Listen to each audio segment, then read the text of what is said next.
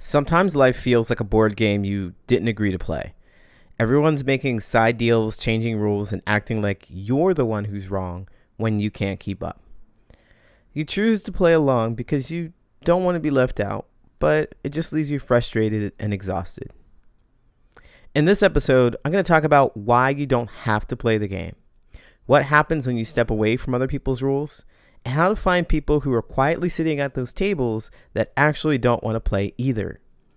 We'll also talk about the power of leaving first and how your choice gives others the courage to stop pretending too. Are you ready? Let's go.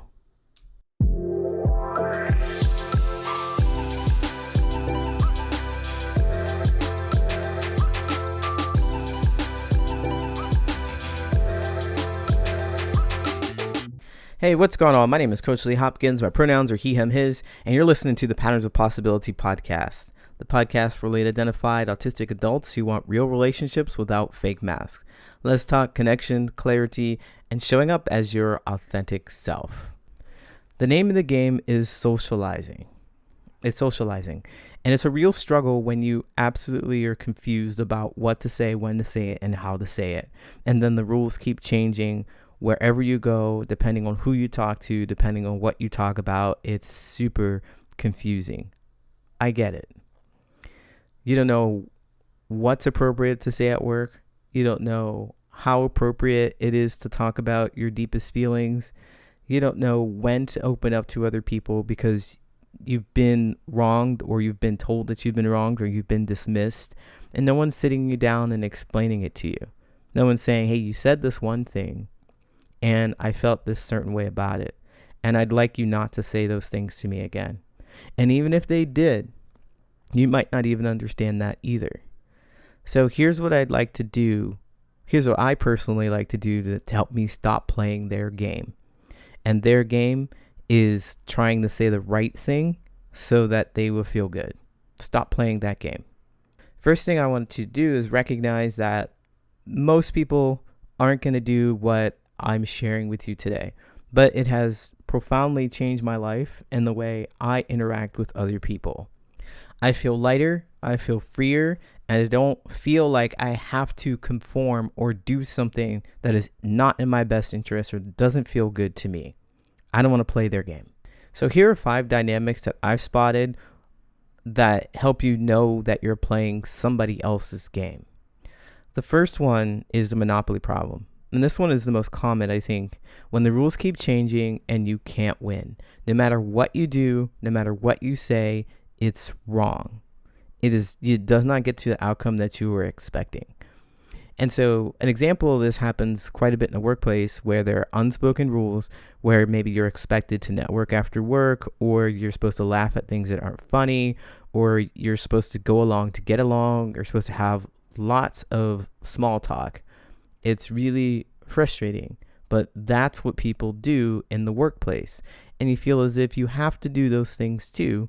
You have to perform, because if you don't, then you're going to be seen as an outsider or difficult, and you'll lose your job. If you lose your job, you won't be able to have any money, and having money is one of those things that keeps us alive in the society.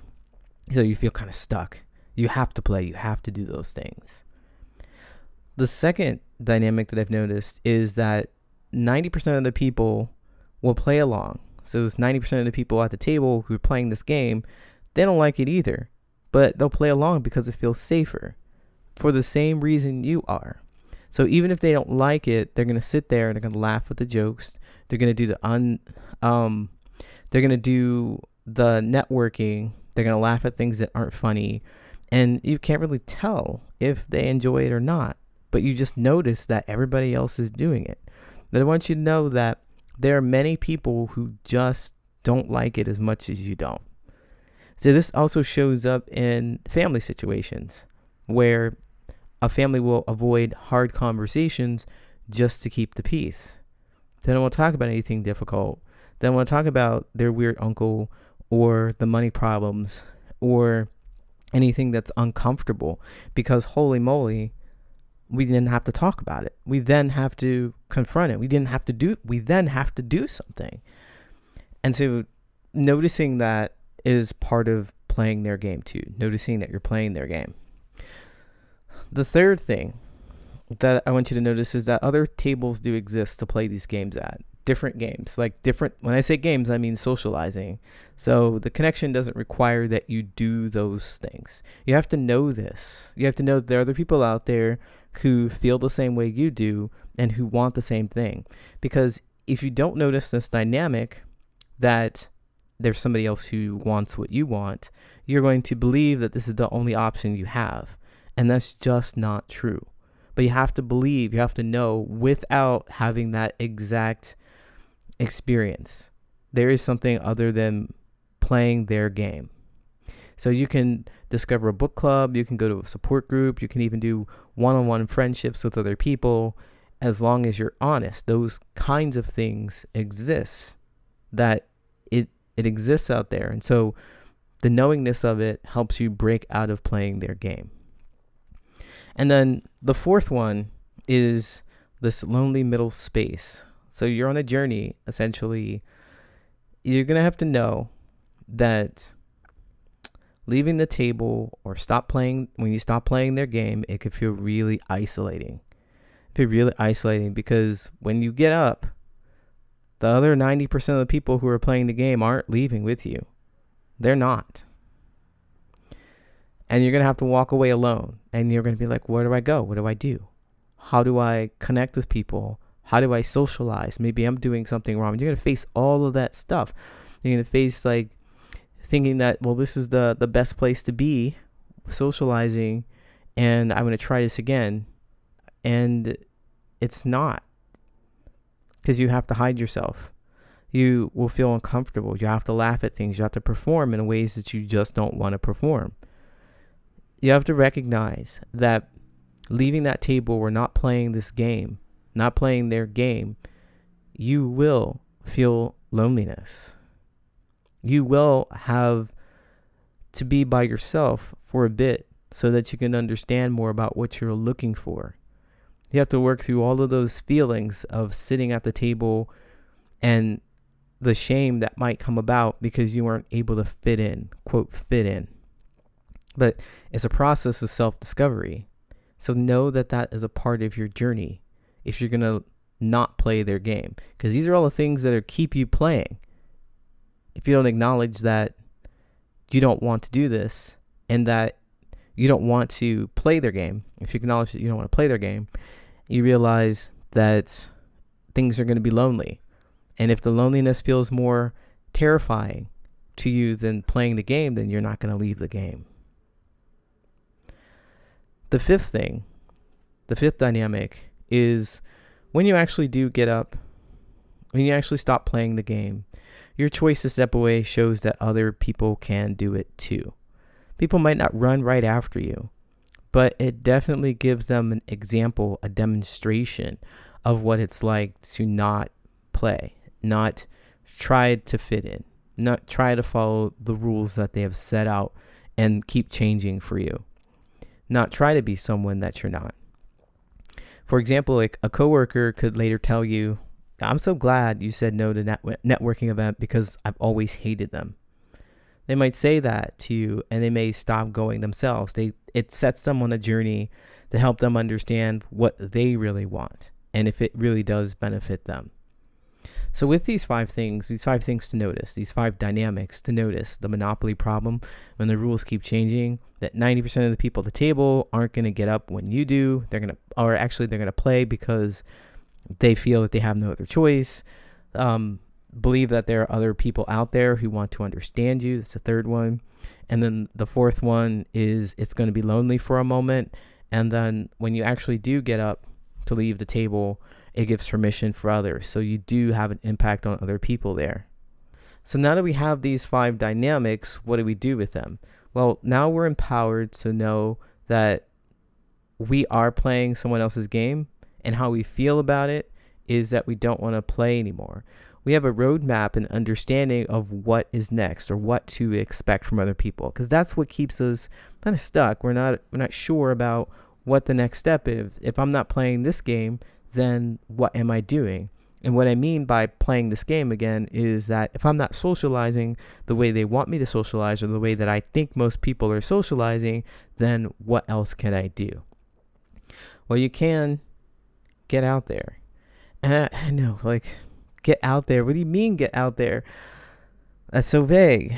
What I mean is be intentional about going to places and talking to people about things that are fun and interesting and exciting to you.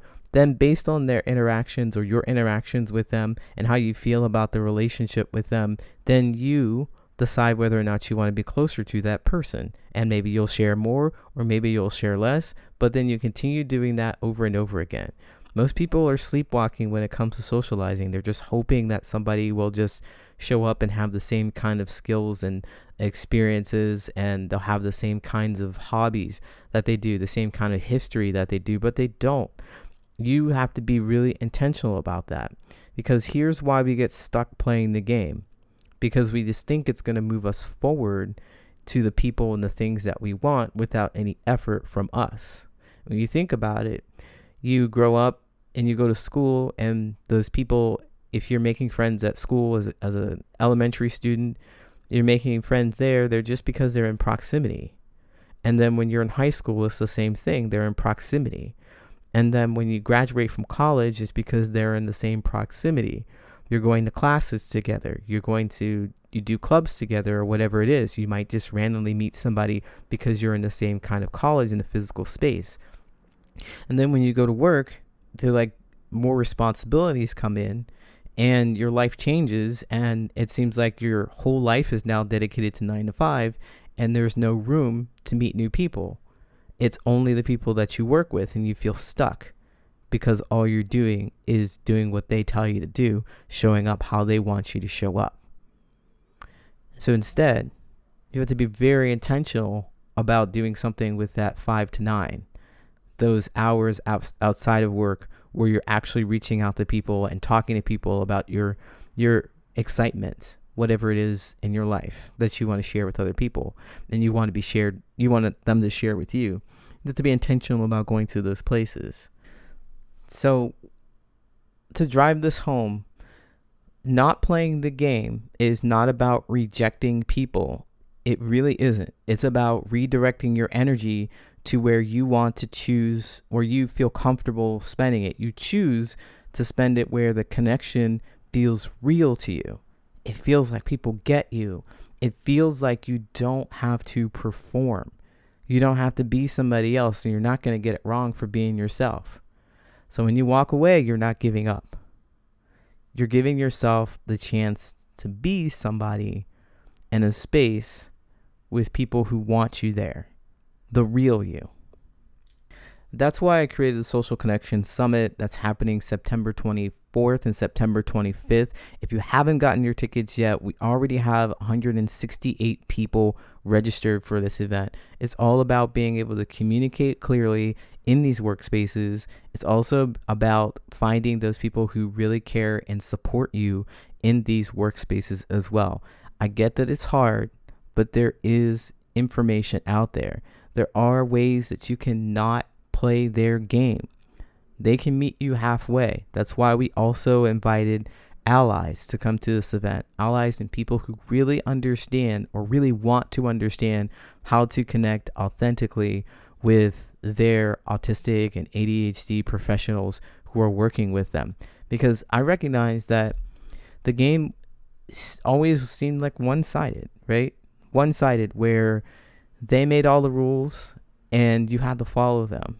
But I want to change that, and I want that to change for you too. They can meet you halfway and understand, and they want to meet you halfway and understand where you're coming from as well. So you're not doing all the trying to fit in. They are also trying to understand as you're trying to connect with them, right? So the Social Connection Summit, if you haven't gotten your ticket, you may as well grab your ticket. It's absolutely free, no cost event. You're going to have world-class speakers. We're going to have valuable giveaways, and it's going to be a 2-day extravaganza. I even got some surprises that are lined up for people who attend the event. You can't get it unless you attend the event. It's really going to be amazing. Go to socialconnectionsummit.com. That's socialconnectionsummit.com and grab your ticket. Tell your friends, because we have some awesome referral stuff too. So you invite more people, you get more bonuses. It's just as simple as that. We want as many people as possible to feel connected. All right. Thank you. Are you struggling to reach out without feeling awkward? Then I have a very, very special gift for you. It's called the 333 method, an easy way to reconnect without awkwardness. If you ever feel unsure about what to say, when to say it, or if it's too late to reach out, this will help. It's simple, it's clear, and it's made for people who overthink connection. There's no email required. Just grab it for free at patternsofpossibility.com, click on resources, and get your copy. If this episode resonated with you, the best way to support the podcast is to rate and review it. Your words will help other late diagnosed autistic adults find this space to know that they're not alone.